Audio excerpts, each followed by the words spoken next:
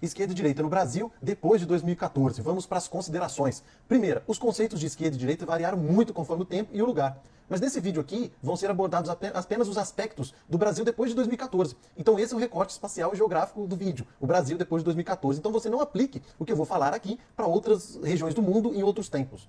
Outra consideração, para esse vídeo aqui não interessa como os conceitos de esquerda e direita surgiram, isso daí é tema para outro vídeo.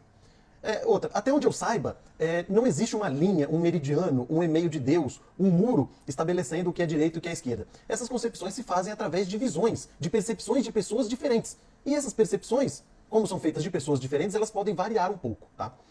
E outra, então, diferentemente dos outros vídeos onde eu me limitei apenas a falar as opiniões dos autores, nesse vídeo aqui vai ter um certo grau de minha opinião. Eu li alguns autores, né? Mas terá a minha percepção. Claro que está limitada ao que eu vejo, ao que eu percebo, às influências que eu recebi, que podem ser totalmente diferentes daquelas que você tem. Mas eu acredito que em algumas coisas nós vamos concordar. Outra consideração, esse não é um vídeo para extremistas. As extremidades, elas existem, eu estou ciente disso. A antidemocracia está presente nos dois lados, mas esse vídeo é um vídeo para pessoas comuns, pessoas do povo, pessoas moderadas, assim como eu e você. E outra, o que os partidos políticos fizeram com essas ideias, o que os representantes da esquerda e da direita fizeram com esses ideais, aí é problema deles, né? Se eles fazem uma coisa e falam outra, aí é por conta de vocês essa ligação aí. Aqui eu vou me limitar a falar apenas o que move a fala das pessoas, qual a estrutura de pensamentos por trás das palavras, o que está nas entrelinhas. Vamos lá. Então vamos lá, direita e esquerda são visões de mundo, visões sobre qual deve ser o melhor caminho para seguirmos, sobre qual deve ser o papel do Estado na vida das pessoas. E aqui quando eu falar Estado, entenda-se resumidamente, governo. São visões de mundo que dependem uma da outra para coexistirem, porque onde não há direita, também não tem esquerda. A palavra que impera na esquerda é igualdade, e a palavra que guia as ações da direita é a palavra liberdade. A esquerda atribui ao Estado um papel ativo na redução da injustiça social e da desigualdade. Para a esquerda, a desigualdade social é algo que precisa ser corrigido, é algo mais urgente. E a esquerda entende que o Estado, se não o é, deve buscar ser o principal agente para a construção da igualdade. Ou seja, o governo deve ser um trampolim para a igualdade. Para a direita, o Estado deve ter um papel reduzido na vida da pessoa, porque um governo grande e pesado, que desempenha muitas funções, ele sufoca a vida das pessoas. Ele cobra muitos impostos, não faz um bom uso desses impostos e não devolve os impostos como deveria fazer. Ele mais atrapalha do que ajuda, né? Como assim? O Estado deve se limitar à garantia da ordem pública. E aqui, não é que o Estado deve ser abolido, não é isso. Por isso que eu falei que esse não é um vídeo para extremistas, porque o comunista e o anarquista, eles querem o fim do Estado, mas eles são de direita? Não. Então na direita existem níveis de liberdade. Quanto mais você caminha para essa liberdade em relação ao Estado, mais de direita você é. A direita entende que o governo é um terreno muito propício para a corrupção. E o governo, com a sua ineficiência, aumenta os impostos e você não vê resultado dessas ações, atrapalhando, consequentemente, a liberdade do indivíduo. Para você, o que pesa mais é a necessidade? Então, esquerda. Agora, para você, o que pesa mais é o mérito?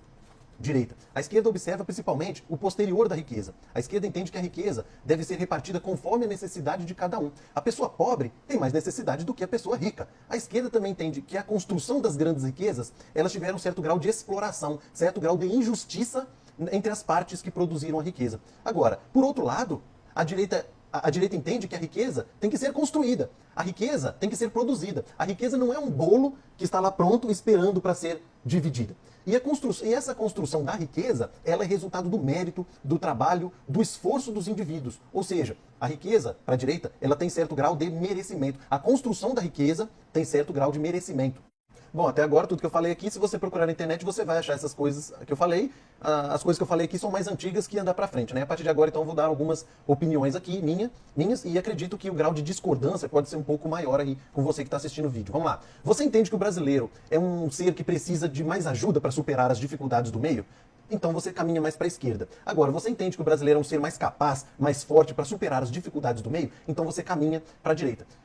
Você entende que a pessoa, ela é, em boa parte, uma continuação do meio? Que a pessoa é uma continuação não só do seu passado histórico, mas do seu passado biológico? Quando você olha para uma pessoa, você vê ela como resultado do passado, das forças que a formaram? Se sim, você caminha mais para a esquerda. Na esquerda, o corpo do indivíduo é um meio, é uma passagem, não só para receber influência, mas também para emanar essas influências do meio.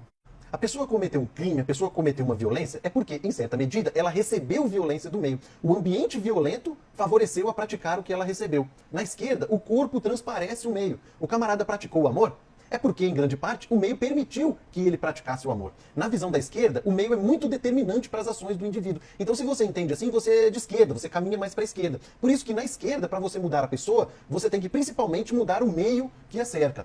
Agora, a direita entende que não. O indivíduo é mais forte. O meio pode estar aí, violento ou carinhoso. Você tem personalidade para agir independente do meio.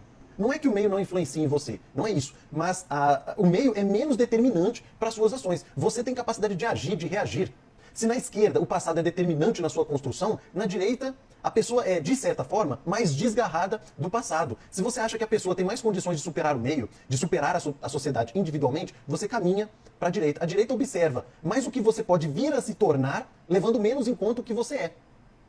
Você entende que quebrar tabus, quebrar regras de vivência estabelecidas há séculos, quebrar comportamentos bem enraizados na sociedade, quebrar eles é tranquilo, é normal, não tem problema. Ah, essa religião aqui, tanto tempo fortificada na sociedade, não tem problema acabar. Acabou, acabou.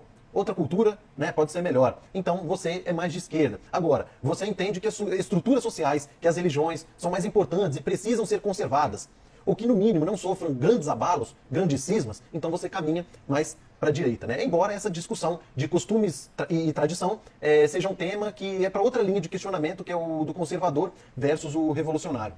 Bom, essas foram as minhas opiniões sobre esquerda e direita, que você pode aproveitá-las ou não, né? E agora aqui um bônus sobre um assunto é o seguinte: sabe aquele camarada que fala assim, ah, estão acabando com a família, estão acabando com os valores tradicionais. O camarada tem razão em falar isso?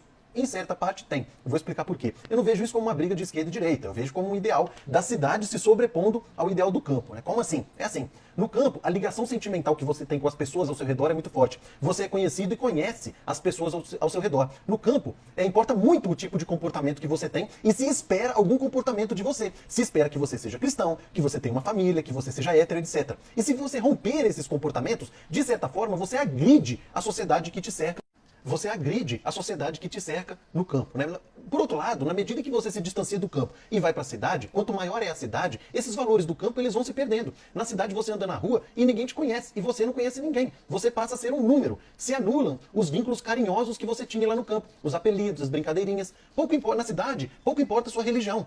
Ah, você é ateu? Sem problema. Na cidade, pouco importa a sua sexualidade. Você quer formar uma família LGBT? E daí? Pouco importa. Ninguém tá nem aí pra você, ninguém te conhece. Então o que acontece? A modernidade caminha e avança pelo mundo. O mundo está se tornando cada vez mais urbanizado. Então os ideais da cidade, eles vão adentrando o campo, se impondo sobre o campo e destruindo o campo. E não o contrário. E aí, de certa forma, o camarada que fala, ah, estão destruindo as famílias, estão destruindo os valores. Ele tem razão? Em certa medida, sim, ele tem razão. Porque os valores citadinos vão se sobrepondo sobre o campo, vão apagando os valores do campo. Mas eu não vejo isso como uma briga de direita e esquerda. Eu vejo isso como uma luta do campo, tentando resistir aos avanços da cidade, agonizando a invasão urbana, né? Você me entendeu? Então é isso aí. Lembrando que isso é um resumo e existem exceções que não foram mencionadas, né? Valeu!